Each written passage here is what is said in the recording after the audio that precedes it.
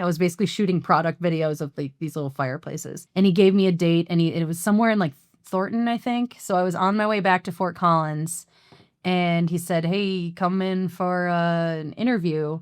And I remember approaching the exit thinking, I don't want to do that. That sounds kind of, I don't know if I want to do that.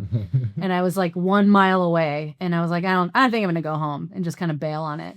But then whatever, I just like turned my blank around, and I was like, I'm going to check this out.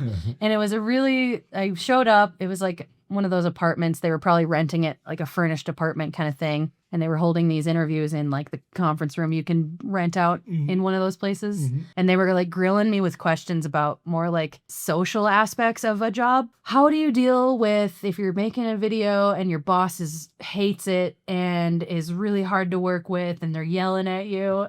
You're like, is the boss a jerk? I was like, aren't you guys the boss? They can be really tough clients.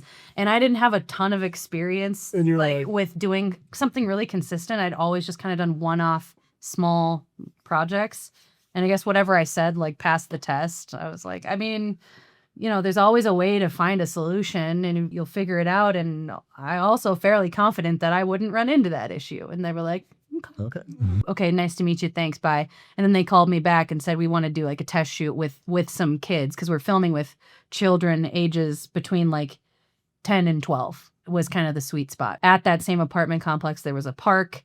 And so they kind of stood over my shoulder, gave me one of their cameras and said, here's a little script. It's like a 1-page, really basic dialogue. And they kind of just like observed me how I would shoot it and direct the kids. And I guess I passed the test. They liked how I worked with the kids. Probably helps that I'm about their height, about 5'2".